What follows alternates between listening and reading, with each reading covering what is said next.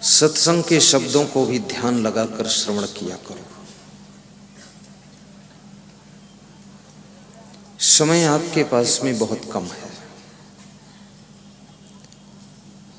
अवस्था ऐसे सरकती जा रही है जैसे अंजलि में भरा हुआ जल बूंद बूंद टपकता है और देखते ही देखते अंजलि खाली हो जाती है।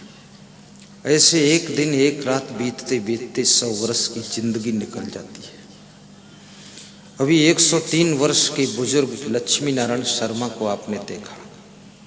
देख करके लोग खुश हो गए कि 103 वर्ष की उम्र में भी ये आदमी थोड़ा मजबूत दिख रहा है।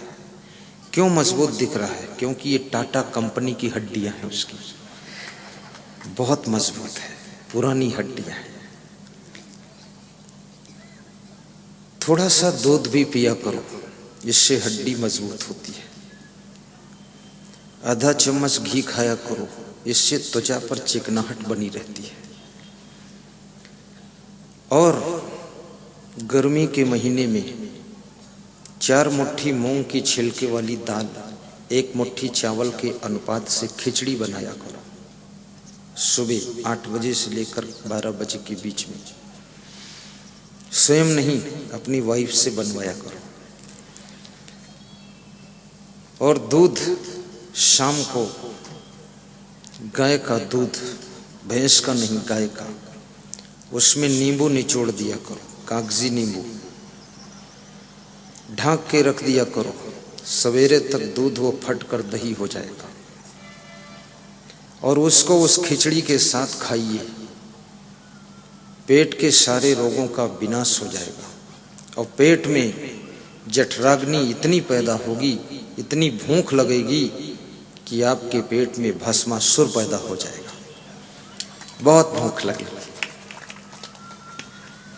गर्मियों में कभी कभी मट्ठा, छाछ का प्रयोग किया करो, ये स्वास्थ्य के लिए बहुत लाभदायक है। पेट संबंधी समस्त रोगों का नाश करता है मट्ठा, छाछ। लेकिन शाम को खिचड़ी दही मत खाना, नुकसान करेगा। ये केवल सुबह से 12 बजे तक का भोजन है। थोड़ा अपनी छत के ऊपर पैदल चला करो, ये महिलाओं के लिए सबसे अधिक अनिवार्य हो चुका है। छत को रोज साफ कीजिए और 3 किलोमीटर 4 किलोमीटर छत पर पैदल चलिए, तेज चलिए। पैदल चलने से मुखमंडल पर चमक आती है। पैदल चलने से, तेज पैदल चलने से स्मरण शक्ति बहुत तेज होती है। पैदल चलने से आपका माइंड कुशाग्र बनता है। पैदल चलने से आपको बुखार बहुत कम आएगा।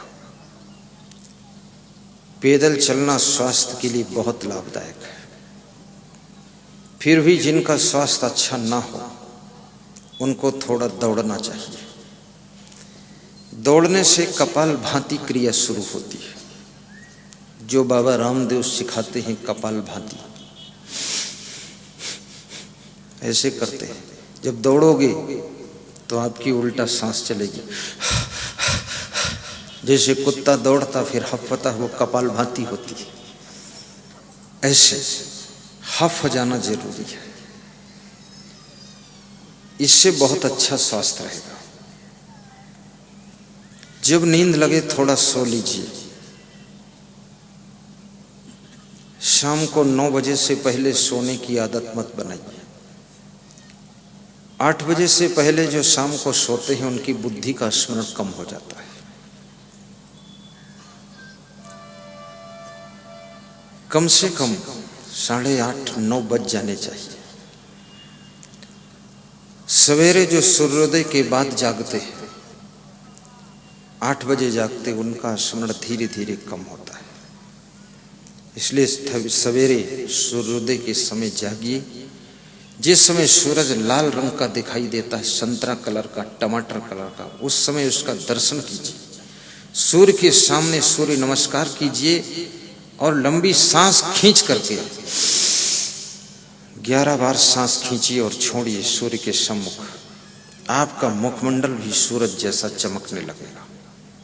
उसके किरणें आपको प्रकाशित करेंगी। थोड़ा जोर से हंसने का भी अभ्यास कीजिए। सबके बीच में हंसने में अगर शर्म लगे तो खेत में जाकर हंसा करिए। अपने बेडरूम में दरवाजा बंद करके हंसिए। कोई पूछे क्यों हंस रहे थे तो तुम भी उससे पूछो, यही तो मुझको पता नहीं क्यों हंस रहा था, परंतु हंस रहा था। ये दुनिया के दुख, ये दुनिया के झमेले और इस दुनिया के झंझट ये कभी कम नहीं होंगे। अफसोस बस यही है कि एक रोज हम नहीं होंगे, एक रोज हम नहीं होंगे।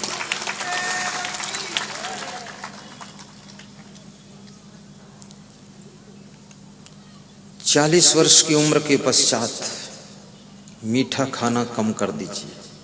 50 वर्ष की उम्र के बाद और कम कीजिए। 60 वर्ष की उम्र के बाद बिल्कुल ना के बराबर 10% ही मीठा लीजिए। डॉक्टर कहे कि शुगर हो गई है, उससे पहले शुगर बंद करो खाना। आखिर एक दिन बंद ही करना पड़ेगा। गहरी नींद न लेने से शुगर हो जाती है। शक्कर ज़्यादा खाने से शुगर हो जाती है। ज़्यादा जागने से शुगर हो जाती है। और शुगर फिट एक ऐसी दवाई श्री च्यवन आयुर्वेद कंपनी में निर्मित हुई है जिसका नाम शुगर फिट है। 2 महीने दवाई लेने के बाद शुगर पूरे रूप से नॉर्मल हो जाती है और दोबारा बढ़ती भी नहीं। और ये दवाई यहाँ पर श्री च्यवन आयुर्वेद की दुकान पर मिलती है और दूसरी जगह कहीं मिलती भी नहीं।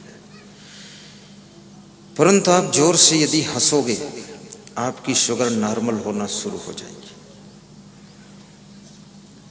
पुत्र पुत्रियों की भी बहुत चिंता मत कीजिए, वे तुमसे अधिक शायद बुद्धिमान हैं, तुमसे ज्यादा खिलाड़ी हैं।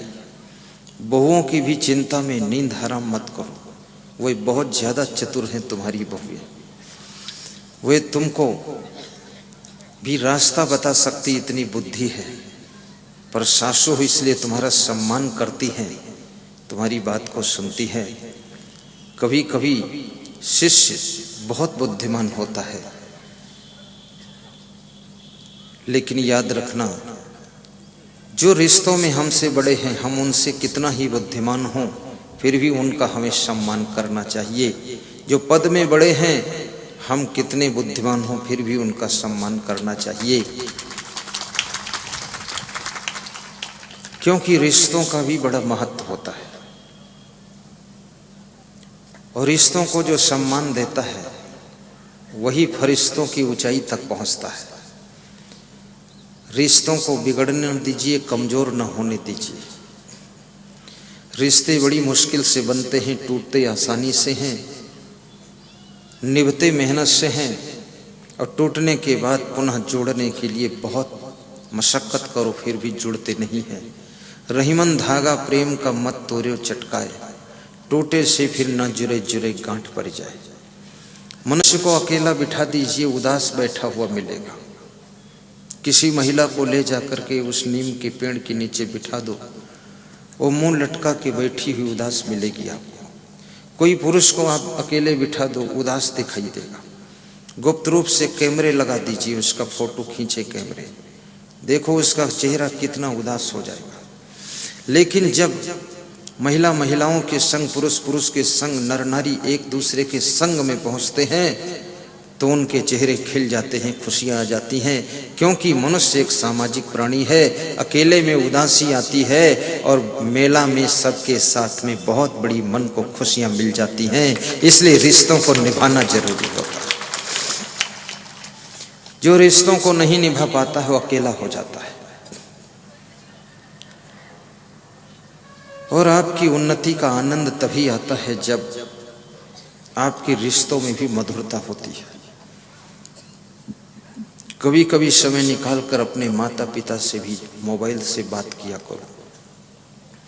यदि एक साथ रहते हो एक ही घर में तो रोज उनको 5 मिनट समय निकाल कर मिल लिया करो। अपनी वाइफ के पास भी निश्चिंत रूप से 10 मिनट बैठ जाया करो, उसकी बातें सुन लिया करो। इतना पागल मत बनो बिजनेस के पीछे, इतना राजनीति के पीछे घोड़े जैसे मत दौड़ो कि परिवार को 10 मिनट का समय भी न दे सको। सबके साथ में थोड़ा बैठने का भी प्रोग्राम बनाइए, क्योंकि परिवार के लोग अगर 10 मिनट बैठ लोगे, इनको प्रेम दे दोगे, इनकी बातें मीठी मीठी सुन लोगे, तो इनकी बैटरी रिचार्ज हो जाएगी। फिर ये दूसरे दिन 24 घंटे हंसते हंसते काम करेंगे दौड़ दौड़ करके। अगर इनके साथ बिल्कुल नहीं बैठोगे तो इनका मन निराश हो जाएगा और इनकी कार्य की क्षमता घट जाएगी।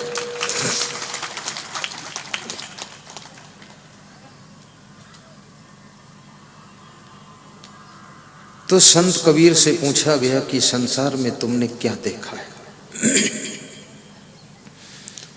कबीर साहब एक विचित्र महात्मा है। उनकी सोच, उनका चिंतन कोई कथा कहानी तो कहते नहीं है, सीधे तुम्हारे जिंदगी की व्यथा को बताते रहते हैं। कबीर साहब कहते हैं, मैंने संसार में ज्यादातर लोगों को दुखी ही देखा है। तंधर सुखिया का हो न देखा, जो देखा सो दुखिया। ये कबीर साहब बड़ा विचित्र अध्ययन करते हैं कि शरीर को धारण करने वाले प्राणियों को मैंने दुखी ही देखा है। और मनुष्य एक है, इसके जिंदगी में दुख अनेक है। कभी बीमारी का दुख है, कभी शादी नहीं हो रही, ये दुख है। शादी हो गई, पत्नी ठीक नहीं मिली, चंडिका देवी मिली है तो बहुत दुख है। पति ठीक नहीं मिला है और ज्यादा दुख है। माता पिता ठीक नहीं मिले, कम बुद्धि के हैं तो बहुत दुख है। माता पिता शराब पीते हैं और ज्यादा दुख है। बेटा सही नहीं मिला तो दुख है। बेटा ठीक मिला है, बहू सही नहीं तो दुख है। बहू भी ठीक है, कोई पोता पोती जन्म नहीं ले रहा तो दुख है। गरीबी का दुख है, चोरों का दुख है, राजनेताओं से भी दुख है, गुंडे लफंगों का दुख है। बिजनेस में हानि हो गई उसका भी दुख है। वर्षा कम हुई तो दुख है, वर्षा ज्यादा हो गई तो भी दुख है। माल का रेट डाउन हो गया तो भी दुख है। जब माल खत्म हो गया, रेट बढ़ गया तो और ज्यादा दुख है कि ये सब क्या हो रहा है, उल्टा पलटा हो रहा है। इन सारे दुखों के बीच में कैसे जीना चाहिए, कैसे रहना चाहिए, कैसे करना चाहिए, इसके लिए एक विचारक ने बहुत अच्छी बात कही है। उलझने घेर लें सब तरफ से तुम्हें, तो हौसले से उन्हें आप सुलझाइए। सौभाग्यशाली वह नारी है जिसको समझदार सुलझा हुआ पति मिल जाता है, बुद्धिमान पति, और अपनी पत्नी को गाली नहीं देता है, थोड़ा डांटता है, बस छोड़ देता है। एक बहुत बड़े डॉक्टर की पत्नी कह रही थी कि हमारे डॉक्टर को समझाइए, मुझे कितनी गाली दे दे सह लूंगी, पर ये जब क्रोध में आते हैं तो मेरे माता पिता को गाली भी दे देते हैं, वो गालियां मुझको घायल कर जाती है।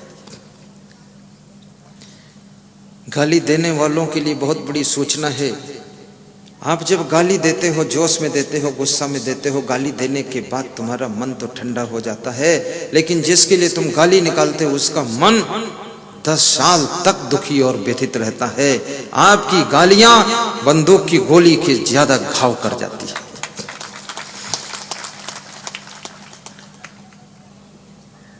विद्वान भी गांव की शोभा होता है। कहते हैं जिस सभा में कोई विद्वान न हो वह सभा अधूरी है, और जिस सभा के अंदर अनुभवी बुजुर्ग न हो तो सभा व्यर्थ होती है, और जिस सभा में समझदार वक्ता न हो वो सभा किसी काम की नहीं हो सकती है, और जिस सभा में समझदार श्रोता न हो वो सभा केवल भीड़ भाड़ होती है, उस सभा से कोई अर्थ नहीं निकलता है। इसलिए समझदार वक्ता भी होना चाहिए और समझदार श्रोता भी होना चाहिए। और गांव की शोभा बढ़ाने के लिए कोई विद्वान महान व्यक्ति भी गांव में होना चाहिए। जहां रहो वहां अपनी खुशबू फैलाओ। मायके में रहो तो वहां भी अपना एक नया प्रभाव बनाइए। और निवेदन करूंगा, ससुराल में जाइए माताओं बहनों, तो वहां भी अपना प्रभाव दिखाइए। प्रभाव दिखाने का मतलब ये नहीं कि सबको दबाना है। प्रभाव दिखाने का मतलब है अपनी कलाओं को वहां दिखाइए, अपने गुणों को दिखाइए। साधु बनो तो आश्रम में जाकर के आश्रम का उत्थान करो। आश्रम में खाली पड़े पड़े सोते मत रहो। कितने साधुओं ने आश्रम को, कहते हैं गांव भर जोगी और मठ उजाड़ कर दिया है। बहुत साधु रहता है, मठ में कोई झाड़ू नहीं लगाता है, सब अपने अपने खोपड़ी की जटा सुधारता है। खोपड़ी की जटा, काम लटा, कपड़ा फटा, खाने के लिए डटा। साधुओं को भी आश्रम में मेहनत करना चाहिए, परिश्रम करना चाहिए, अच्छा आश्रम बनाना चाहिए। और संत महात्माओं को गांव गांव में जाकर के सत्संग का संदेश भी देना चाहिए। जैसे 12 महीने हम संदेश देते हैं, गांव गांव जाते हैं। कितने प्रोग्राम कर चुका हूं 32 साल में, कोई ठिकाना नहीं। और मुझे बहुत अच्छा लगता है। हर 2-3 दिन के बाद मेरा मकान, गांव, कमरा सब बदल जाता है, खिड़की दरवाजे बदल जाते हैं। नया नया आदमी हो, उसको बड़ा अटपटा लगेगा, नींद ही नहीं आएगी। और मैं फट से वहां सो जाता हूं और खट से जग जाता हूं और बड़ा आनंद आता है। कहीं मकान बड़ा आलीशान मिलता है, कभी मकान थोड़ा परेशान मिलता है। कहीं खिड़की छोटी है, कहीं बहुत बड़ी है। कहीं खिड़की है तो उसमें खिड़कियां नहीं लगी हुई है, खुल्लम खुल्ला है, पर्दा लगा देते हैं। हर तरह की परिस्थिति में अपने आप को सेट करना, एडजस्ट करना सीख लो तो याद रखना, कांटों में भी फूल जैसी खुशबू आने लग जाएगी। और अपने को एडजस्ट नहीं कर पाओगे तो फूलों में भी कांटों जैसी चुभन होने लग जाएगी।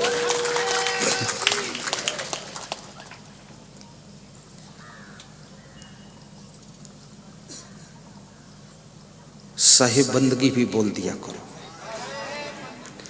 जय श्री कृष्णा भी बोला करो। गुरु शरणानंद महाराज की जय। और थोड़ा मुस्करा भी दिया करो। लगता है कि तुम लोग तादाद से ज्यादा चिंता में भी रहा करते हो। हल्के फुल्के हो जाया करो। जिंदगी चाहिए बंदगी के लिए। एक गांव में जंगली हाथी आ गया। जंगली हाथी ने किसी की दीवार गिरा दिया, धक्का मार दिया। कच्ची दीवारें थी। पप्पू ललित अग्रवाल, नसीराबाद। कच्ची दीवारें, जंगली हाथी धक्का मारा, गिर गई। अंदर कोई सोया था, वो दबकर मर गया। हाथी तो भाग गया। पुलिस रिपोर्ट हुई, पुलिस आ गई, छानबीन होने लगी कौन हाथी था। तो एक भैंस डर गई, वो भैंस भाग गई गांव से। तो भैंस भागी जा रही थी, जंगल के किनारे पहुंची तो उस भैंस को बंदर मिले। बंदरों ने पूछा तुम क्यों भाग रही? उसने कहा गांव में पुलिस आई हुई। तो बोले तो पुलिस आई तो तुमको क्या मतलब पुलिस से? बोले पुलिस का कोई ठिकाना नहीं, किसी को तो ले ही जाएगी गिरफ्तार करके, इसलिए मैं भागी हूं। तो बोले कोई घटना घटी है क्या? तो उस भैंस ने कहा बहुत बड़ी दुर्घटना रात में हुई है। बोले क्या हुआ है? बंदरों ने पूछा। तो भैंस ने बताया कि रात में जंगली हाथी आया, उसने एक दीवार को गिरा दिया। दीवार अंदर गिरी तो एक आदमी सोया था, वो दबकर मर गया। तब पुलिस छानबीन कर रही, हाथी को ढूंढ रही। तो बोले तुम हाथी तो हो नहीं, तुमको क्या डर? बोले मैं हाथी तो नहीं हूं, लेकिन जब हाथी नहीं मिलेगा तो भैंस को ही पकड़ ले जाएंगे। तो बंदरों ने कहा भैंस को पकड़ ले जाएंगे तो फिर क्या करेंगे, आखिर तो छोड़ेंगे ही, क्योंकि भैंस थोड़े हाथी बन सकती है। बोले छोड़ेंगे, पर इंडिया की कोर्ट का भी हाल तुमको पता नहीं है। 20 साल कोर्ट में ये तय होने में लग जाएगा कि ये भैंस है कि हाथी है, तो मेरा टाइम बर्बाद हो जाएगा। इसलिए मैं भागी हूं। ये भारत देश की कोर्ट में यही तय होना मुश्किल है कि राम मंदिर है कि बाबरी मस्जिद है। इसलिए कबीर साहब ने कहा है कि बैल करें पटवारी, भैंसे न्याय निबेरी। न्यायालय में न्यायाधीशों को कबीर साहब ने भैंसा कहा है कि भैंसे लोग न्याय करो, बैल पटवारी बताया है। कबीर साहब ने भी बहुत डांटा है उस समय भी। कबीर साहब में एक ही विशेषता बहुत थी, हिम्मत बहुत थी। कोई मुसलमान नमाज पढ़ रहा था तो कबीर साहब ने कहा कांकर पाथर जोड़ के मस्जिद लई चुनाए, ताचड़े मुल्ला बांग दे क्या बहरा हुआ खुदा है। आज ये बात कहने में हम आप डर जाएंगे, पर कबीर साहब ने उस समय कहा था जब मुस्लिम शासन था।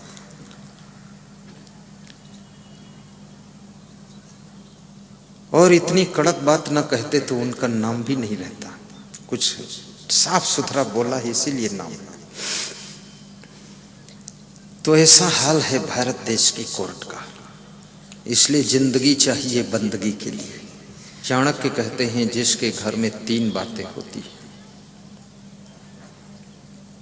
मूर्खा यत्र न पूज्यन्ते, धान्यम यत्र सुसंचितम।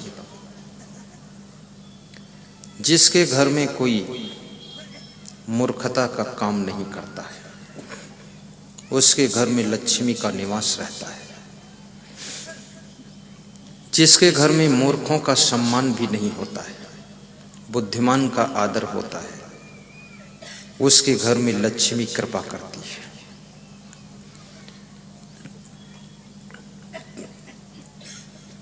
बुद्धि तो रावण के पास में भी थी, लेकिन बुद्धि में शुद्धि नहीं थी।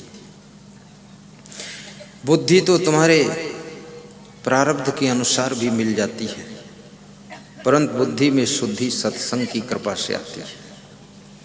राम भगवान के पास में बुद्धि भी है और शुद्धि भी है।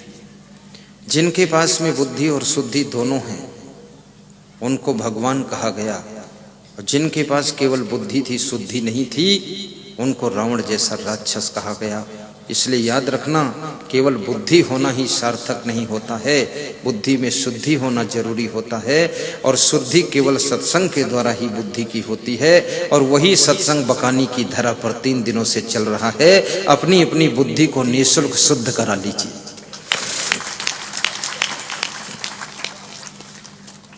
सत्संग से बुद्धि में शुद्धि आती है, विवेक जागृत होता है। और विवेक ऐसे है जैसे जलता हुआ दीपक, और बुद्धि ऐसे है जैसे बुझा हुआ दीपक। बुझे हुए दीपक को भी दीपक कहा जाता है, लेकिन वो दीपक आपको उजाला नहीं देता है, गड्ढे में गिर सकते हो। जलते हुए दीपक को भी दीपक कहा जाता है, परंतु वो उजाला देता है। बुद्धिमान व्यक्ति कितना हो, लेकिन यदि उसकी बुद्धि में विवेक नहीं है तो समझ लो अंधेरे में भटक सकता है। ये नक्सलाइट हो या आतंकवादी, ये भी बहुत बुद्धिमान होते हैं। उग्रवादी, जो लिट्टे उग्रवादी के प्रमुख थे प्रभाकरण, बहुत बुद्धिमान व्यक्ति था। 3 लाख उग्रवादियों का वो नेतृत्व करता था, और उसके उग्रवादी सभी वर्दी में चलते थे। ये पहली उग्रवादियों की टोली थी जो मिलिट्री की वर्दी पहनकर चलते थे। और 6 महीना लंका सरकार को उनके साथ में युद्ध करना पड़ा। जब तक प्रभाकरण नहीं मारा गया तब तक युद्ध चलता रहा। जिस दिन नेतृत्व करने वाला प्रभाकरण दुनिया से विदा हो गया, उसी दिन से युद्ध विराम ले लेता है। याद रखना, उग्रवादियों के पास में भी बुद्धि होती, लेकिन बुद्धि में शुद्धि नहीं होती है। बुद्धिमान बनो, साथ साथ विवेकवान भी बनो। विवेक का क्या काम करता है? विवेक आपको गलत राह पर जाने से रोकता है। विवेक आपको सही राह पर चलने के लिए प्रेरित करता है। विवेक आपको सही डिसीजन देता है। और विवेक केवल सत्संग से उत्पन्न होता है। बिनु सत्संग विवेक न होई, बिना सत्संग के विवेक नहीं होता है। मैंने सुना है एक महात्मा किसी के भंडारे में भोजन करने गया। भंडारे में लड्डू बने थे। महात्मा लड्डू खाने के लिए बैठ गए और भंडारे में बहुत से लोग बैठ गए। सबको एक एक लड्डू मिला। महात्मा को भी एक लड्डू मिला। महात्मा के पड़ोस में एक आदमी पंक्ति के लास्ट में बैठा था, उसको लड्डू नहीं मिला। तो उसका मन बड़ा खिन्न हो गया कि दाल चावल सब्जी रोटी तो घर में भी खाता, भंडारा खाने आया, यहाँ लड्डू भी नहीं मिला मुझे, लड्डू खत्म हो गए। तो महात्मा ने अपनी थाल का लड्डू उठाकर उस भक्त की थाल में रख दिया कि तुम लड्डू खा लो। तो उसने महात्मा से पूछा तुम क्या खाओगे फिर? तो महात्मा ने कहा मैं संतोष का लड्डू खाऊंगा। बोले संतोष का लड्डू कैसा होता? बोलो इससे भी दुगना स्वादिष्ट होता है। तो उस भक्त ने कहा कि फिर वही लड्डू मुझे खिलाओ, ये डुप्लीकेट क्यों खिला रहे हो? तो महात्मा ने कहा वो लड्डू विवेक से उत्पन्न होता है और मन के द्वारा उसका स्वाद लिया जाता है। मुंह में उसका स्वाद नहीं आता है, लेकिन जिंदगी पूरी धन्य हो जाती है। जब संतोष का लड्डू खाने की कला आ जाती है तो लड्डू मिले न मिले फिर भी लड्डू से ज्यादा आनंद आने लगता है।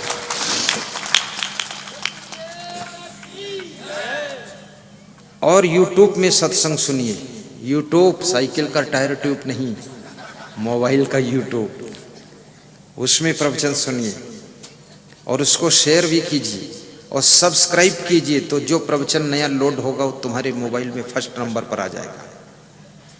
1500 प्रवचन लोड किए गए हैं छांट छांट करके। प्रवचन लोड करने वाले संत पीछे छिप कर बैठे रहते हैं। इंजीनियर है वो, इलेक्ट्रॉनिक इंजीनियर।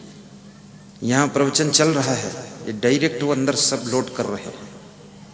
पूरा उधर एक बस लगी हुई, उसके अंदर पूरा सिस्टम लगा हुआ है। इसलिए यहाँ कोई मशीन वशीन नहीं दिख रही ना आपको। ये जो कुछ हो रहा है सब पीछे से हो रहा है। वो महाराज जी कर रहे हैं, शीलकर जी। और ये भी याद रखना, इसका प्रचार प्रसार भी करो, दूसरों को बताओ। शिव शंकर नाम का एक व्यक्ति है, सासाराम जिला बिहार में। उसने 60 पेन ड्राइव खरीद कर और 60 उसको बजाने वाले बाजे खरीद कर, 300 का बाजा और 300 की पेन ड्राइव, 600 का 60 बांट दिया है। बोल रहा था 600 बांटूंगा सबको। तो हमने कहा पैसा कहाँ से आएगा?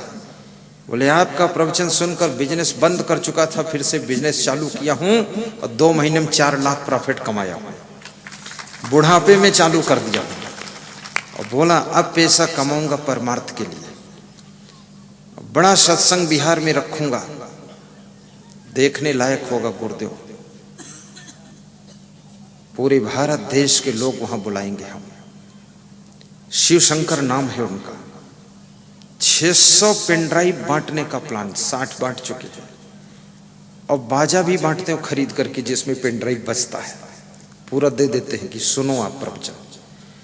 उन्होंने कहा कि मुझको लोग, इतना बीमारी थी, इतना रोग था, इतना दुख था, इतनी टेंशन थी, इतना घर में उलझन थी। बोले एक मेरी बहू एडवोकेट है, वो ऐसे जवाब देती है, पूरा घर को कोर्ट कचहरी बना रखा है। बोले उसने मुझे बहुत घायल कर रखा था। जब से प्रवचन सुना हूं हंसता रहता हूं, सारी समस्या समाधान हो गई है। अब खूब नींद भी लेता हूं, खुश भी रहता हूं गुरुदेव। और मजे की बात यह है, अब लोग ये कहने लगे हैं कि शिव शंकर तुम क्या सत्संग में पागल हो गए हो? तो मैं कहता हूं पागल ही हो गया हूं। पा माने पा लिया हूं, गल माने वह चीज पा लिया हूं जिसको कोई नहीं पा सकता है, उसको पा लिया। तो ऐसा सत्संग का प्रचार भी करो। YouTube में सब्सक्राइब करने से पैसा नहीं कटता है आपका, लेकिन व्यूअर बढ़ जाता है, व्यूअर बढ़ता है। इसलिए सब्सक्राइब करें। 4,55,00,000 व्यूअर चल रहा है। ये 6 महीने में यूट्यूब का व्यूअर पहुंचा है। अधिक से अधिक सत्संग का रसपान कीजिए। मूर्खा यत्र न पूज्यन्ते, चाणक्य कहते हैं जिसके घर में मूर्खों का सम्मान नहीं होता है, बुद्धिमानों का आदर होता है, और जिस घर में अन्न का अपमान नहीं होता है, अन्न के एक एक दाने को संभाल कर रखा जाता है। अन्न को फेंकने वाला घर लक्ष्मी विहीन हो जाता है, इसलिए अन्न को फेंकना नहीं चाहिए। और बासी रोटी खाने से शुगर नहीं होती है, ये बहुत बड़ा रिसर्च अभी हुआ है। इसलिए कभी कभी बासी रोटी बच जाए तो सुबह खा लेना चाहिए, इससे शुगर कभी नहीं होगी। जब से सब लोग ताजी रोटी बहुत खा रहे हैं तब से शुगर ज़्यादा हो रही है। थोड़ा बासी भी खाया करो, इसमें महिलाओं को भी बहुत आराम रहेगी। एक बार बना के रख देंगी, तुमको बासी खिलाएंगी और शुगर मिटाएंगी। वास्तव में ये रिसर्च आया है इस पर। और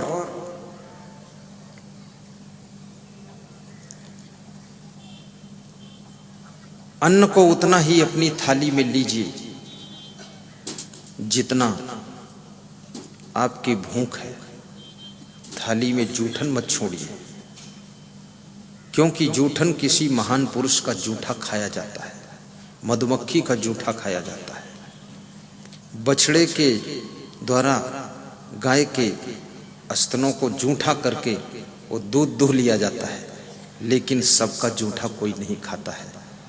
और जो भोजन फेंक दिया जाता है उससे आपका भाग्य कमजोर होता है और आपके घर में लक्ष्मी नहीं आती है। इसलिए उतना लीजिए जितना खाना है। भोजन ज़्यादा परोस करके ले लेना फिर फेंक देना, इससे बहुत बड़ा पाप लगता है। क्योंकि अगर 10,000 लोगों ने एक एक पूड़ी फेंक दिया और 50-50 ग्राम सब्जी फेंक दिया तो याद रखना 10,000 पूड़ी फेंकी गई। 10,000 पूड़ी में अगर एक आदमी 5 पूड़ी खाए तो 2,000 आदमियों का भोजन फेंका गया है। हमारे देश के अंदर बहुत से लोगों को पूड़ी नसीब नहीं होती है। याद रखना, उन तक भी पूड़ी पहुंच जाए तो अच्छा है, और फेंकने का हमारा कोई हक नहीं है। अन्न का सम्मान कीजिए तो लक्ष्मी जी तुम्हारा सम्मान करेंगी, वह सदैव सहायता करेंगी।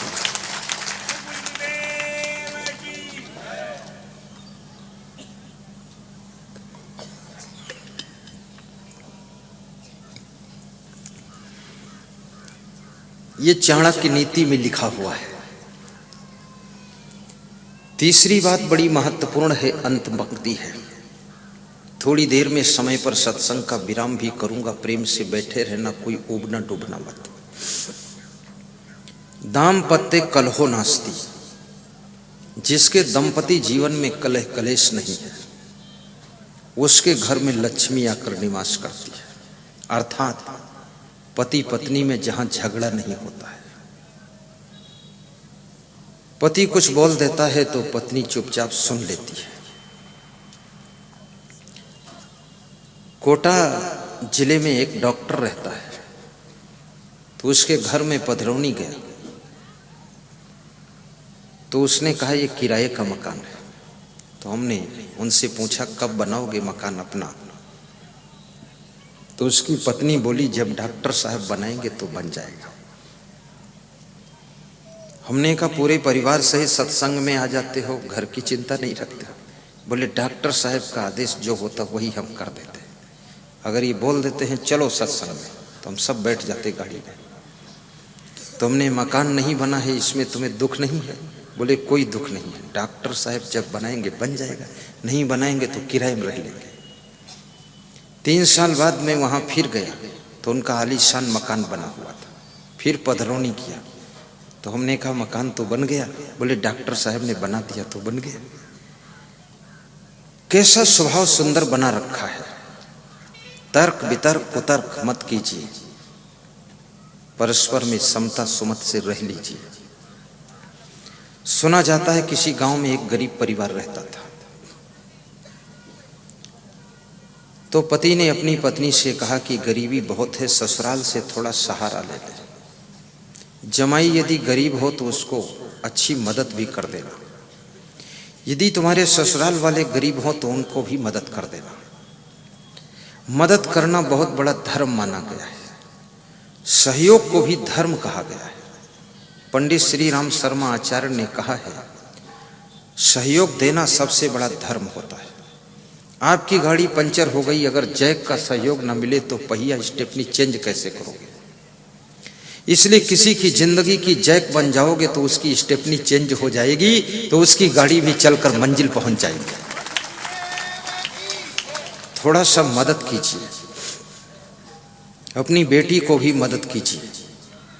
यदि आपके भाई कमजोर हैं तो अपने भाइयों को मदद कर दीजिए। और मदद करने वाले लोग भगवान के रूप में होते हैं। पराया दर्द अपनाए उसे भगवान कहते हैं, और किसी के काम जो आए उसे इंसान कहते हैं, और सबको सताए उसे शैतान कहते हैं। रोटी मिल बांट कर खाए उसे इंसान कहते हैं, उसे इंसान कहते हैं। अपनी गलतियों को दूर करे उसको महान कहते हैं, और रोज रोज नई नई गलती करता रहे उसको शैतान कहते हैं। गलतियां बार बार मत कीजिए, क्योंकि गलतियां आपके मनोबल को कमजोर करती हैं। गलतियां आपको उन्नति की दिशा में बाधा पैदा करती है, और गलतियों से आपको शर्म संकोच में पड़ना पड़ जाता है। इसलिए हर आदमी को एक दिन अपने मन को रोकना ही पड़ता है। कितना बड़ा शराबी हो, एक्सीडेंट हो जाता है, हॉस्पिटल में भर्ती होता है, 1 महीने पड़ा रहता है, वहां दारू पीने को नहीं मिलती है, कैसे अपने मन को रोकता है दारू की ओर से? सोचिए, जेल में जाता है, अफीम खाता है, और जेल में अफीम खाने को नहीं मिलती है, 10 साल बिना अफीम खाए रह लेता है। अगर वो व्यक्ति जेल में और हॉस्पिटल में बिना अफीम और बिना दारू के रह सकता है, तो अपने घर में भी अगर संकल्प ले ले तो बिना अफीम बिना दारू के खाए पिए रह सकता है, तो उसका बहुत बड़ा उत्थान हो सकता है। लेकिन वहां वो मजबूरी में त्याग करता है, घर में जरूरी में त्याग करना चाहिए। तो गरीब आदमी अपनी पत्नी से कहता है कि चलो ससुराल चले, शायद कुछ सास ससुर से मदद मिल जाए। पति पत्नी दोनों बच्चों को लेकर के ससुराल की ओर रवाना होते हैं। तुम्हारे पास में 3 प्रकार के लोग आते हैं। एक तो भाव लेकर आता है, कोई अभाव में आता है, और कोई प्रभाव में आता है। 3 तरह के लोग आते हैं। जो प्रभाव में आते हैं उनको धन्यवाद दीजिए, जो भाव लेकर आते हैं उनको आशीर्वाद दीजिए, जो अभाव में आते हैं उनको कुछ मदद कर दीजिए। ये 3 तरह के लोग आते हैं। प्रभावशाली लोग भी आपको मिलेंगे तो उनको धन्यवाद दे दो कि आप धन्य हैं।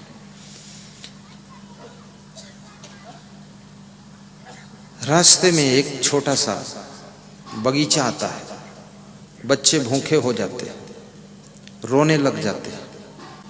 पीपल के पेड़ के नीचे पति पत्नी बैठ जाते हैं, बच्चों को आश्वासन देते हैं कुछ इंतजाम कर रहा हूं, खाने को कुछ नहीं है। चुपचाप पति उठता है और बगीचे की सूखी लकड़ियों को बटोर कर इकट्ठा करता है। पत्नी भी अपने आप चुपचाप उठती है, लकड़ियां बटोरने में मदद करती है। बच्चे सोचते हैं भूख मुझे लगी है, मैं भी मदद करूं, वही भी लकड़ियां बीन कर इकट्ठा करने में मदद करते हैं। लकड़ियां बीनना, गौएं चराना, ये कोई छोटा काम नहीं है। किसी कार्य को छोटा मत समझिए। भगवान कृष्ण ने गौएं भी चराए थे। ईसा मसीह ने लकड़ी के फर्नीचर बनाने का काम किया था। और भाइयों बहनों, छोटा काम ही आपको बड़ा बना देता है। झाड़ू लगाना भी कोई छोटा काम नहीं है, ये भी बहुत बड़ा काम है। और काम करने से शरीर थकता है, और थकने से शरीर को आराम मिलती है। जिसका शरीर थकेगा नहीं वो आराम करेगा तो आराम का सुख मिलेगा नहीं। थकने के बाद आराम का सुख मिलता है। मेहनत करने के बाद नींद का सुख मिलता है। इसलिए जो मीठी नींद का सुख चाहते हैं वे कठोर परिश्रम किया करें। जो कड़ी भूख का सुख चाहते हैं बहुत मेहनत किया करें। और दौड़ना सबसे बड़ा व्यायाम है। दूध संपूर्ण आहार है और हंसना स्वास्थ्य की चाबी है। और दुखी बने रहना अपने को बीमार करने का उपाय है। अन्न का अपमान करना घर में गरीबी लाने का साधन है। घर की स्त्रियों को दुखी करना घर को बर्बाद करने का तरीका है। जिस घर की स्त्रियां हंसती मुस्कुराती रहती हैं, जिस घर के पुरुष हंसते हंसते घर में प्रवेश करते हैं और जिस घर में सभी लोग आपस में मुस्कुरा कर बात करते हैं, उस घर में लक्ष्मी डेरा डाल कर रहती है। वहां कभी दुख और दरिद्र नहीं आता है।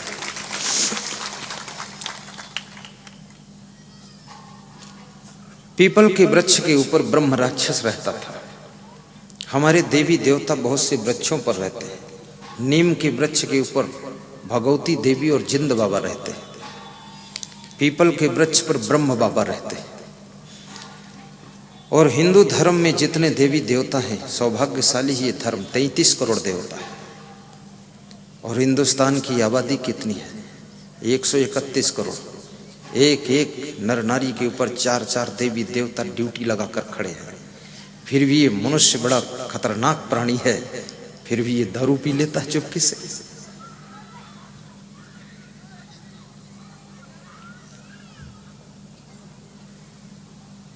ब्रह्म राक्षस पीपल के पेड़ से उतरा और उसने उस पुरुष से पूछा कि तुम्हारे पास में पकाने को कुछ है नहीं, तो लकड़ियां बटोर कर फालतू क्यों इकट्ठा कर रहे हो?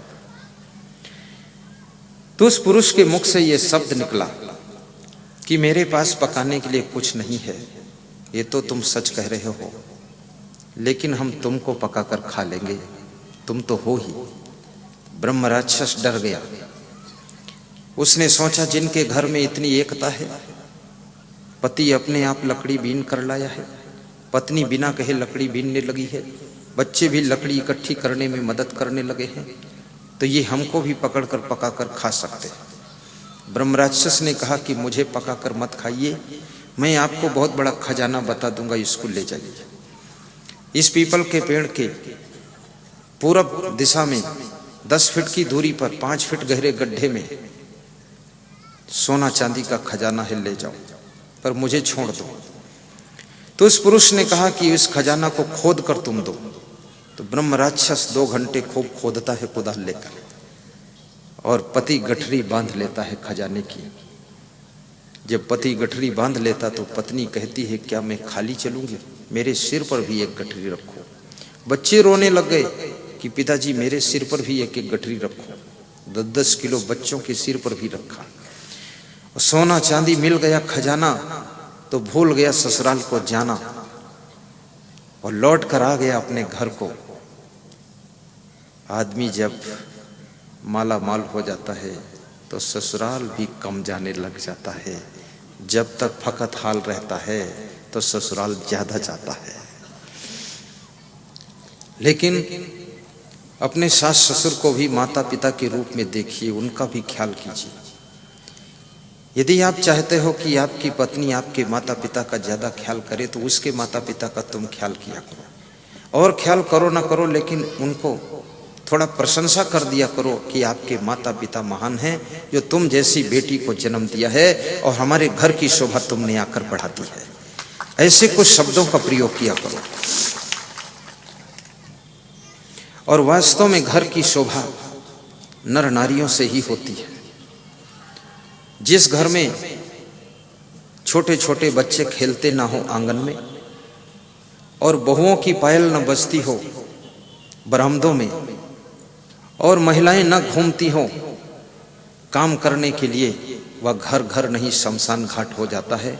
और जिस आश्रम में साधु संत शिष्य चहल पहल से इधर उधर सेवा कार्यों में प्रवृत्त न रहते हो और शिष्य वहां कोई हो ही ना, वो सूना साना आश्रम शमशान हो जाता है।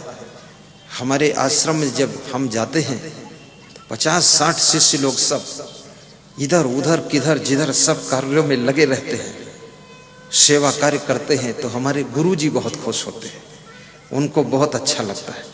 10-20 उनके पास बैठे रहते हैं, एक टोली हटती दूसरी बैठ जाती है, फिर मैं भी शाम सुबह पहुंच जाता हूँ। तो गुरुदेव कहते यही आनंद आ रहा है, चहल पहल होनी चाहिए। आश्रम में संतों की बाहुल्यता हो, संतों की सेवा हो।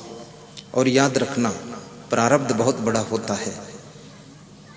अभी कोटा आश्रम में मैं आ रहा था, यूपी के 2 गांव में सत्संग किया। वहां 2 गांव में ही बिना कहे 7 कुंटल अन्नदान मिला। 7 कुंटल वो लाकर कोटा आश्रम में डाल दिया।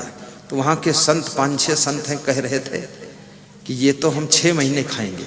हमने कहा खाओ भी, और भगत आ जाए उसको भी खिलाओ, और माल छकाओ सबको। सबका अपना अपना भाग्य होता है। घर की शोभा माताओं बहनों से, घर की शोभा छोटे छोटे बच्चों से है। इसलिए अपने घर को चहल पहल के युक्त रखिए, और घर में सुबह सुबह थोड़ा मधुर मधुर भजन बजने चाहिए। और घर के सभी लोगों को समय पर सोकर जागना चाहिए। अन्यथा जो जग जाते हैं सोने वालों को देख करके नाराज होते हैं, और भगवान का नाम कम लेते हैं, सोने वालों को ही डांटते रहते हैं। इसलिए उनका भी भजन मत बिगाड़िए, और स्वयं भी थोड़ा उठ जाइए और भजन कीजिए। भजन सुनते रहिए। हमको हमारे सौभाग्य से सद्गुरु का दर्शन हो गया। और ऐसा कभी कभी सपना भी आपको आना चाहिए कि सत्संग चल रहा है, पंडाल लगा हुआ है, गुरुदेव प्रवचन कर रहे हैं, हम सब बैठे हुए हैं, और कोई महिला आकर के बीच में कुछ दान कर रही है। ये भी सब दिखना चाहिए सपने में। सपने में गुरु को देखूं, जागूं तो दर्शन पाऊं, जब तक सांसें चलती हैं क्या करूं? बोलो भजन। बाल कृष्ण जी कह रहे भजन बालचंद्र जी, जब तक सांसें चलती हैं गुरुवर की महिमा गाऊं, और सपने में गुरु को देखूं, जागूं तो दर्शन पाऊं, जागूं तो दर्शन पाऊं। ऐसा भाव जगना चाहिए। जब वो गरीब व्यक्ति खजाना लेकर घर आ गया, बड़ी विलक्षण बात हुई। पड़ोसियों की हलचल हो गई। पड़ोसी ने आकर पूछा कि इतना खजाना एकदम कैसे मिला? मकान बनने लगा, गाड़ियां तुरंत आ गई, सवेरे सवेरे ही सब नई गाड़ी खरीद लिया। तो उसने सच सच बता दिया कि गरीबी थी, ससुराल जा रहा था, पीपल का वृक्ष मिला, वहां बैठ गए, ब्रह्म राक्षस मिला, उसको हमने कहा पका कर खा लूंगा, वो डर गया, खजाना दे दिया, हम मालामाल हो गए। तो पड़ोसी ने सोचा ये कला तो मैं भी कर सकता हूं। और किसी की नकल करना, याद रखना नकल में भी अकल चाहिए। अकल के बिना नकल करने से शकल भी बिगड़ जाती है। एक बड़ी मजे की बात है, एक सौदागर टोपी बेच रहा था। इस कहानी को रोक कर एक दूसरी कहानी सुनाता हूं। टोपी बेच रहा था, थैले में टोपियां भरी थी।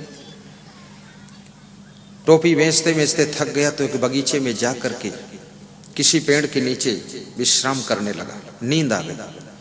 उस बगीचे में बंदर रहते थे।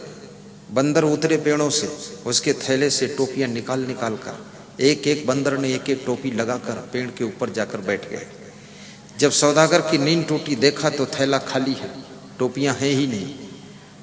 तो सौदागर ने ऊपर नजर डाली तो सब बंदर टोपी लगाकर बैठे हैं, सब गांधी जी बन गए। सौदागर ने सोचा क्या करना चाहिए। तो उस टोपी के सौदागर ने एक टोपी अपने सिर पर लगा रखी थी। उसने अपने पूर्वजों से सुन रखा था कि बंदर नकलची होता है, तो अपने सिर की टोपी निकाल कर फेंक दी नीचे जमीन में। तो सारे बंदरों ने अपनी अपनी टोपी उतार कर नीचे फेंक दी, और सभी टोपियों को सौदागर ने इकट्ठा करके थैले में भर लिया और बंदरों से कहा राम राम, चल रहा हूं, और चला गया। बंदर सोच में पड़ गए कि ये तो गड़बड़ हो गई। अपनी टोपी फेंका, मैंने फेंक दिया, देखकर नकल किया तो टोपी सब ले गया। तो बंदरों ने अपने बच्चों को सिखाया, सबको सिखाया कि कभी सौदागर अगर टोपी फेंके तो तुम टोपी मत फेंकना। वो सौदागर मर गया, उसका लड़का भी टोपी बेचने का व्यापार शुरू किया। और वो सौदागर अपने बेटे को सिखा कर गया था, बंदर कभी टोपियां अगर चुरा कर लगा भी ले तो तुम अपनी टोपी फेंक देना, तो वो भी फेंक देंगे। उसने ये सिखा दिया था, बंदर नकलची होता है। ऐसे बेटे बहुत कम होते हैं कि बाप से अतिरिक्त कोई नया काम करते हो, ज्यादातर तो बाप वाली नकल में ही लग जाते हैं लोग। वो बेटा भी टोपी बेचने लगा और एक दिन उसी क्षेत्र में पहुंचा और उसी बगीचे में जाकर के थक गया तो पेड़ के नीचे आराम करने लगा। बंदर उतरे और उसका थैला खोला, टोपियां लगा लगा कर ऊपर चढ़ गए। जब उस सौदागर के बेटे की नींद टूटी और आंख खुली और देखा तो टोपियां सब गायब है। देखा सब बंदर टोपी लगाकर बैठे तो उसको अपने बाप की बात याद आ गई कि बंदर नकलची होता है, टोपी फेंक दूंगा तो ये सब टोपी फेंकेंगे। तो एक बूढ़ा बंदर नीचे डाल पर बहुत उदास बैठा था, दुखी बैठा था, क्योंकि उसको टोपी मिली नहीं थी। जब सौदागर के बेटे ने अपनी टोपी उतार कर फेंकी तो नीचे बैठा हुआ बूढ़ा बंदर दौड़कर आया, उस टोपी को कूद कर उठाया और लगाकर ऊपर चढ़ गया। तो सौदागर के बेटे ने सोचा कि पिताजी ने कहा था टोपी फेंकने से बंदर भी टोपियां फेंक देते, नकलची होते हैं, लेकिन ये नकल में भी तो अकल होनी चाहिए। ये तो एक टोपी बची थी, वो भी टोपी बंदर ले गया, कोई टोपी वापस नहीं मिली। नकल करने में भी अकल की जरूरत पड़ती है।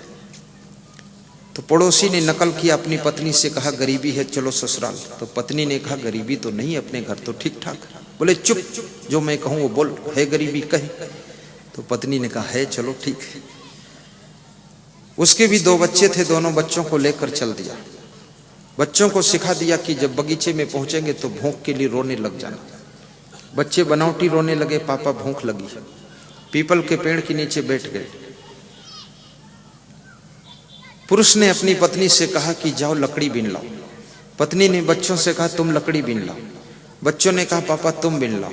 कोई लकड़ी बीनने गए नहीं, एक दूसरे से कहते रहे।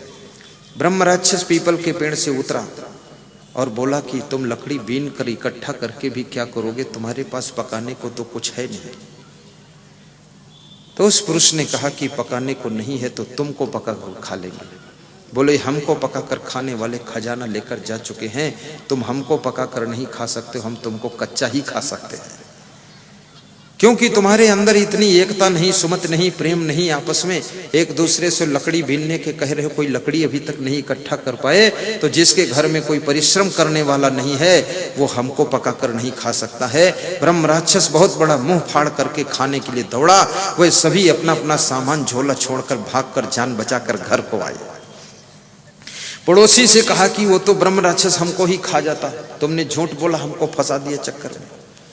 तो उस गरीब आदमी ने कहा कहीं न कहीं कोई गलती हुई होगी, लकड़ी आपने इकट्ठा किया था कि नहीं? बोले हमने एक दूसरे से कहा लकड़ी कोई बीन कर नहीं लाया।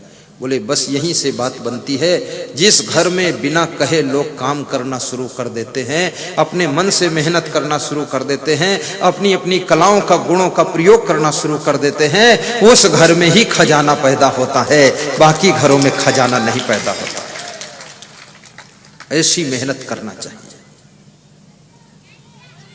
परिश्रम सफलता की कुंजी है। आत्मा परमात्मा का रूप है, आत्मा अजर अमर अविनाशी भी है। सीधे बैठ जाइए।